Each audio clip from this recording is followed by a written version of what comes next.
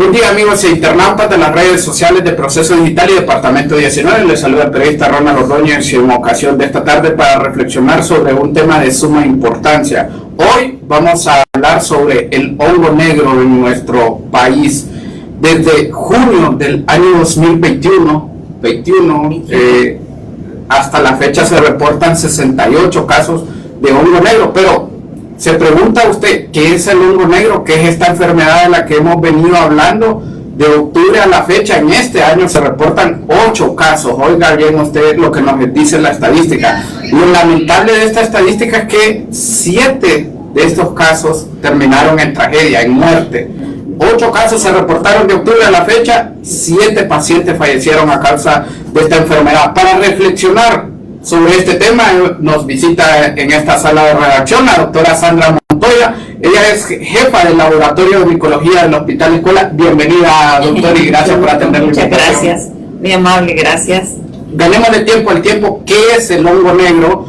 Usted nos explicará la parte científica. Esta es la parte común, como le llamamos a la enfermedad. Tiene otro nombre, por supuesto, pero lo alarmante es la tasa de letalidad en los últimos casos que se han presentado en nuestro país. Sí, muchas gracias. Bueno, el hongo negro, como normalmente se le ha llamado y se ha descrito desde el primer caso que se presentó asociado a la pandemia, se llama mucormicosis, porque el hongo pues pertenece a un orden de hongos que se llaman mucorales, y dentro de este orden hay varias especies. Entonces no solamente es mucor, sino que hay varias especies dentro, pero con la misma capacidad, todas las especies, de causar el mismo problema. ¿Qué es lo que provoca en la piel una vez infectada? Que de aquí es donde nace, que comúnmente le digamos hongo negro también. Bueno, el hongo, sabemos que el hongo está en el ambiente. Ese siempre lo hemos tenido, no ahora. Bueno, cuando apareció el primer caso asociado a COVID en el 2021, fue algo alarmante en ese momento, porque pues no se había socializado mucho este tipo de problemas, pero el problema sí ya lo teníamos, porque tenemos publicaciones en el hospital, tenemos publicaciones desde 2014 con pacientes oncológicos que en determinado momento tuvo mucormicosis, pero el paciente se salvó, y es un dato estadístico porque está publicado en la revista de hemato-oncología de los Estados Unidos. Está publicado el caso, ahí había otro caso de una autopsia, pero esos casos eran bien esporádicos, se presentaban cada año y medio, cada 2 años. Hasta que llegamos a la pandemia es que se nos presenta esta gran cantidad de casos que se nos viene como una tormenta. Bueno, lo podemos considerar como un hongo emergente en ese momento, ya asociado a la pandemia. Y él pues esta parte de que en ese momento lo asociamos a la pandemia, sí se presentaron increíble cantidad de casos para lo que normalmente antes inicialmente se presentaban, y esto estaba asociado a cierto tipo de medicamentos que estaban utilizando para los pacientes con COVID. Sí, al estar presente el hongo negro en el ambiente, todos estamos propensos a contagiarlo. Sin embargo, existe un grupo de pacientes más propensos que se tienen que cuidar un poco más. Hablamos de los pacientes con enfermedades de base, igual que ya lo veníamos manejando con la pandemia, cuando lo decíamos, y ustedes también como expertos lo repetían muchas veces, que cualquiera se podía contagiar, pero era más difícil para un paciente con enfermedades de base. Sí, bueno, inicialmente desde el 2021 para acá se asocia a COVID. Increíble cantidad de casos, todos los casos que eran positivos, que salían con mucormicosis, eran post-COVID o con COVID, Y además de eso, este tipo de pacientes, además de tener COVID, tenían también ya una enfermedad de base, que eran diabéticos, que habían padecido COVID, que habían recibido cierto tipo de tratamientos, y esto pues les contribuyó a desarrollar el problema. Pero el hongo está en el ambiente, lo tenemos en cualquier área, en cualquier espacio de nuestra comunidad está. Pero ¿qué sucede con esos espacios? Tienen que ser, o no solamente los espacios, tienen que ser también en los alimentos. Los alimentos es uno de las condiciones, también de los medios, de las formas de transmisión, para adquirir este tipo de hongo. ¿Quiénes?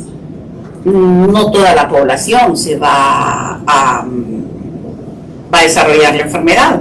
Nosotros aspiramos las esporas, pero no desarrollamos la enfermedad, porque tenemos un sistema inmunológico que nos defiende. El problema está cuando estas esporas son aspiradas por una persona que tiene diabetes, pero no todos los diabéticos también debe ser una persona que tenga, por ejemplo, diabetes y que sea descompensado, que esté descompensado, o hipertenso, que también hemos tenido casos, el último caso ahorita, que era también diabetes e hipertensión, las dos conviviendo. Entonces, pero lo adquiere las esporas, pero es por su condición de su sistema inmunológico, que no va a responder a la defensa cuando esté frente a las esporas en el ambiente. Todos podemos tener las esporas, pero depende quién puede librar esa batalla, por decirlo de alguna manera, y qué pacientes no la pueden librar, y ahí está el problema, porque son los pacientes más débiles los que están más propensos a desarrollarlo. Ahora, quiero que presten atención en este sentido, porque hemos hablado del hongo negro, pero el hongo en realidad no es negro, y aquí es donde existe una confusión en la población o sobreconfianza, porque a veces vamos a la cocina y miramos un pan que está con un poquito de hongo y decimos, sí, solo lo vamos a limpiar o solo retiro la parte del hongo, o cualquier otro alimento. Ha sucedido, o en el caso de los adultos a veces permitimos que los menores tengan este tipo de práctica. ¿Qué tan letal puede llegar a ser esta práctica que resulta inocente y casi hasta cotidiana en los hogares hondureños, y hay personas que se han contagiado de esta manera? Bueno, esa que dice usted, licenciado, es lo más frecuente, la cuestión de los alimentos. Los alimentos, las personas tienen la costumbre de que, bueno, si voy a comprar una fruta al supermercado, tengo que revisarla muy bien. Bueno, para empezar, a mí usted no me regale fresas. No voy a comer fresas porque el hongo es muy frecuente en las fresas, y se forma aquella capita blanca en el pan, en comida como los espaguetis, cuestiones así, comidas, en cualquier tipo de comidas el hongo va a crecer, siempre y cuando haya azúcar, porque a ellos les gustan los azúcares. Y la población pues lo que hace es, como usted dice, corto este pedazo, retiro esta parte blanca de encima, y o lo saco de la refri y solo corto esto y ya. Usted saca el alimento de la refri con la capa blanca de hongo. ¿Qué sucede? Bueno, definitivamente lo que tiene que hacer es botar el alimento y limpiar la refrigeradora, porque le quedaron esporas dentro de la refrigeradora. Esa es otra cuestión, que si yo tengo la refrigeradora y tengo los alimentos ahí, sí, saco el alimento, lo descarto, pero tengo que también venir al proceso de limpieza del área donde estaba el alimento. Y la importancia de que usted comprenda, primero, de que no es un hongo negro, es blanco, para que usted vaya identificando. Segundo, de que se trata de esporas, es decir, hay que tener un sumo cuidado en el manejo de alimentos, porque si usted hizo esa práctica, incluso si usted miró algo dentro de la refri que tenía vamos a las fresas, el tema que acabamos de usted mira que las fresas tienen una partecita blanca, ya tiene ese hongo, usted vino, las retiró por salud y usted las botó en un recipiente de basura, pero vino y no tuvo el adecuado manejo de higiene de las manos y tocó otro alimento. Ahí puede haber una contaminación también en cadena. Esa contaminación, fíjese que eso que dice usted, al sacar el alimento de la refrigeradora, con solo manipular el alimento y moverlo, transportarlo, llevarlo a otro lugar, es increíble, son miles las cantidades de esporas que son suspendidas en el aire de la capa blanca y que nosotros las vamos a absorber. Eso nos puede puede implantarse tal vez por nariz, por boca, en piel, una herida. Entonces el problema está, otro tipo de ejemplos son las lichas. No me gustan las lichas. Creo que a partir de este momento a muchos tampoco les van a empezar a la gustar. licha, porque dígame usted cómo va a lavar una licha. Tiene tantas cositas, tantas espinitas, que es bien complejo la limpieza del alimento. Entonces, o una papaya agarra cierta cantidad, cierta capa blanca y usted la corta, pero esa siempre hay migración de, siempre, solamente es el punto donde ve el hongo, pero el hongo está dentro de todo el producto. Entonces, definitivamente, pues hay que descartar, limpieza y ambientes, pues ambientes de húmedos. A los hongos les gustan los ambientes húmedos, oscuros, y les encantan los azúcares. Entonces, pues tenemos que ver lugares de aún dentro de la misma casa, donde sean lugares, rincones húmedos, los patios, que los patios tienen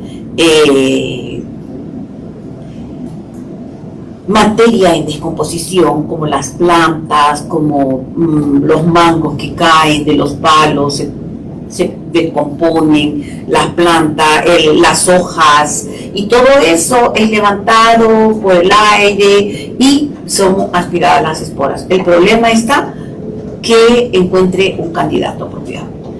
Y ese candidato podría ser usted, podría ser yo, si no tomamos los consejos adecuados, los consejos de limpieza y el correcto manejo de manipulación de alimentos. Es decir, no basta con retirarle la parte blanca, hay que botar ese alimento y hay que limpiar la refrigeradora, hay que limpiar donde estuvo ese alimento, hay que tener sumo cuidado. Una práctica puede ser agarrar ese alimento de un solo con una bolsa plástica o algo para evitar que las esporas se suspendan en el aire. Sencillas prácticas que nos pueden llevar a evitar que nosotros seamos ese candidato. Doctora, los hondureños vamos a afrontar dentro de pocos días un periodo de vacaciones. Para algunos es una semana religiosa, para otros es un periodo de vacaciones. Hablamos de la Semana Santa. Nos sucedió cuando estábamos en plena pandemia que los hondureños nos relajamos y después de Semana Santa hubo un repunte de casos de COVID. ¿Podría suceder esto cuando tenemos estos casos de hongo negro relativamente en aumento en cuanto a las cifras de fatalidad? ¿Podría sucedernos este año, doctor? Pues dice que nosotros pensamos que cuando después de que ya COVID bajó sus picos, pensamos pues que mucormicosis ya no se iba a hacer presente con tanta frecuencia como lo hizo durante la pandemia. Pero ahorita ya vemos que el comportamiento es otro, ya no es un paciente COVID, sino que son pacientes con ciertas condiciones de ciertas enfermedades de base. Entonces, ¿qué sucede? El hongo va a estar en cualquier lado. Tenemos que vigilar nuestros alimentos, qué tipo de alimentos vamos a ingerir. Pero, aparte de todo esto, las personas que tienen ciertas condiciones de salud tienen que vigilar su condición, que siempre esté controlada. Una persona diabética pues puede salir a cualquier lado. El problema es que esté descompensado. Ya si está descompensado, puede adquirir no solamente mucormicosis, hay cualquier enfermedad cualquier problema que puede desarrollar. Entonces, lo que pretendemos también es que, y tenemos una gran población de personas diabéticas. Según lo leía yo el otro día la estadística, dice que diariamente son como 60 personas diabéticas. Nuevos diagnósticos. Nuevos diagnósticos, sí. Ahora, los que ya están y conocen su problema, aquí lo importante es controlar su problema. Se puede vivir con la diabetes, sí, pero tiene que ser controlado. Hipertensión también, pacientes oncológicos, sabemos que si es un paciente oncológico que tiene cierta condición, pues entonces definitivamente siempre tendrá que usar su mascarilla. Y una persona diabética que ya es adulta y es hipertensa, también pues debería de utilizar cierta protección. La gente ahorita está confiada, no sé, no le tienen miedo al hacinamiento de personas. La verdad es que mientras estamos en hacinamiento y estamos en grupos, una cosa es estar en grupos de la misma familia, otra cosa es estar en grupos con otras personas. Yo siempre he pensado que si estoy muy cerca de algunas personas, cuando platican me escupen. ¿Sí? Y en realidad sucede, no lo estamos viendo, pero está sucediendo. Siempre hay partículas Sí. de saliva que están saliendo y están migrando. Entonces nos las estamos compartiendo, estamos muy bien en grupos grandes, pero nos olvidamos de que en realidad, de qué tipo de problemas de salud son los que tenemos. Que vaya a haber otra gran cantidad, no lo sé, no le podría decir eso porque el comportamiento del hongo. Sí le puedo decir algo. Lo que hemos visto de la mucormicosis es que los pacientes que son diagnosticados y que están viniendo con ese tipo de problema vienen de lugares, de departamentos que tienen temperaturas elevadas. ¿Se contagia de persona a persona? No hay contagio de persona a persona. Yo puedo tocarlo, puedo tocar la persona, puedo tocar las muestras, todos nosotros lo procesamos, pero no hay contagio. Eso no se contagia, solo es adquirido por el ambiente o por algún tipo de alimento o también se puede adquirir por otro tipo de cuando usan esparadrapos para los catéteres.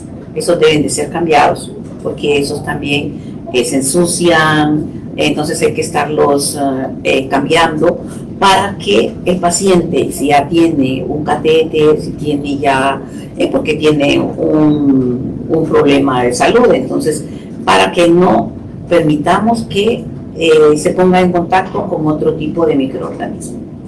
Sí, el contagio puede darse en cualquier lugar y de cualquier forma. Hay casos tan absurdos que y lo digo con esa palabra porque uno no podría pensar. Le comento uno rápidamente a nivel internacional.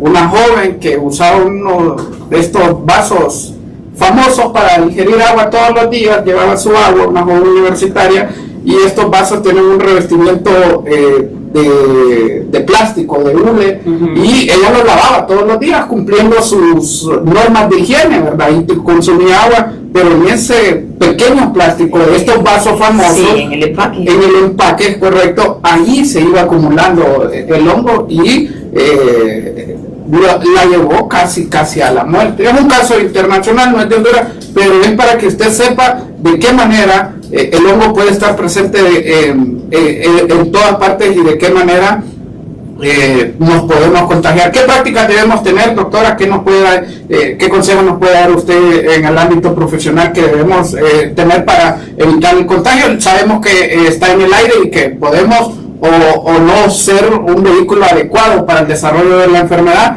pero ¿qué prácticas deberíamos estar teniendo los hondureños para tener salud preventiva en ese tema? Ok, bueno, respecto a esto, desde el año pasado, como lo comentábamos que son ya de octubre a la fecha, ya llevamos 8 casos, pero no llevamos 8 meses. De octubre a la fecha no llevamos 8 meses, o sea que no llevamos ni uno mensual, llevamos más de uno por mes. Entonces significa pues que el hongo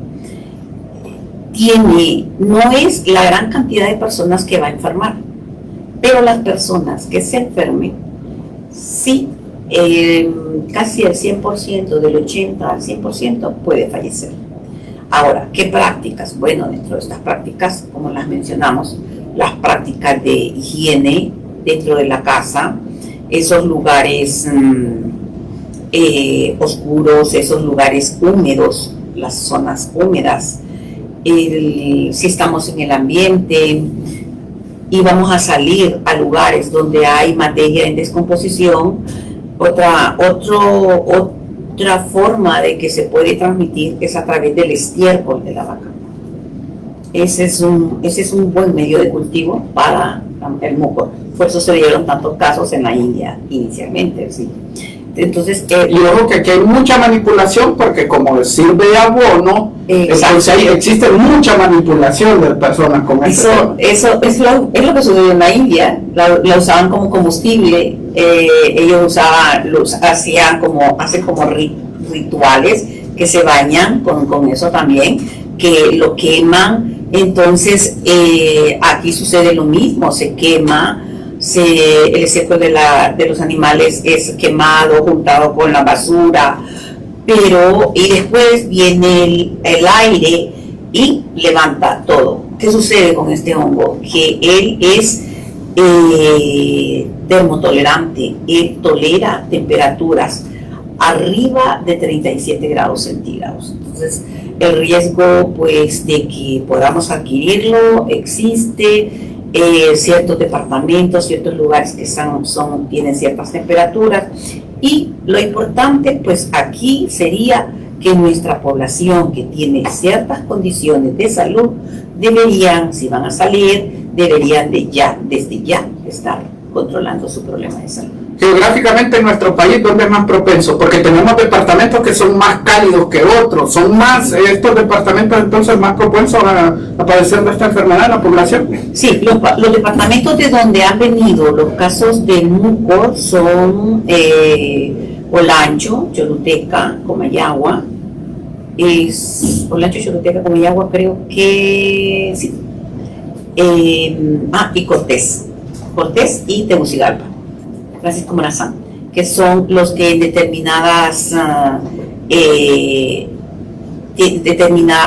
hay ciertas temporadas que son con temperaturas muy elevadas, y eso es lo que ha favorecido para que haya más condiciones. Las condiciones ambientales son bien importantes, y recordemos que con esto del cambio climático pues creo que en algunos departamentos hasta están cambiando también las temperaturas, y estos son los departamentos que más nos han proveído este tipo de pacientes con este tipo de problemas, y casi 100% ha fallecido. Doctora, ya su mensaje final, porque queremos respetar el tiempo solicitado también. De los pacientes fallecidos, doctora, se encuentran 2 casos de menores, o uno de menor y uno adolescente. Según tenemos entendido en las estadísticas, hablamos de las últimas estadísticas, de los casos de octubre a la fecha, que son 8 casos, de esos 8 casos, 7 fallecieron. ¿Qué pasa con los menores? Porque solemos creer que los menores tienen mayor resistencia en algunas enfermedades, o que son más tolerantes, o su sistema digestivo, porque ahí caemos los padres, no, si se come eso no hay ningún problema, o sea, volvemos a caer en la sobreconfianza. ¿Qué está pasando con los menores en su mensaje al final, doctor?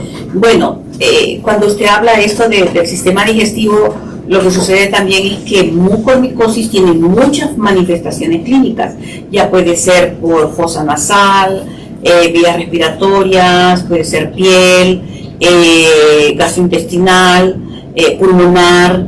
Entonces, si ya es gastrointestinal, estamos hablando de que la persona ingiere cierto tipo de alimentos. Pero recordemos que este tipo de pacientes, para desarrollar la enfermedad, no solamente es comer algo o aspirar las esporas, sino que ellos tienen una condición que los tiene inmunocomprometidos, con un sistema inmunológico que no los va a defender cuando vengan las esporas, y nuestro sistema inmunológico a nosotros nos defiende. Entonces, y las esporas del muco son grandes.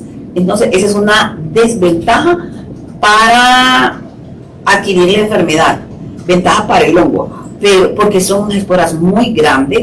Entonces no es lo mismo como un aspergilo, que tiene diferente presentación, pero sí que los pacientes, las personas que tengan ciertas condiciones de salud, pues que ellos tienen que preocuparse por su condición de salud, tienen que mantenerlo controlado y en determinado momento volver a usar una mascarilla si fuese necesario.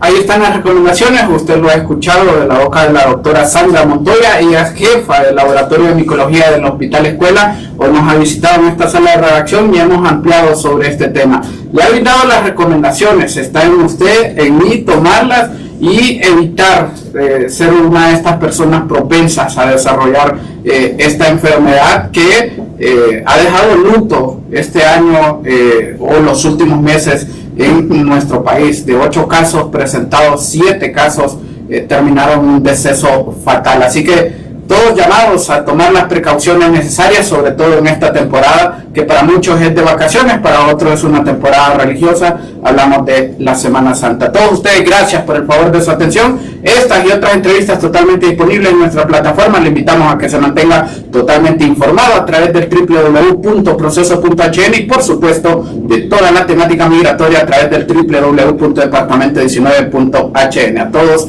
feliz día.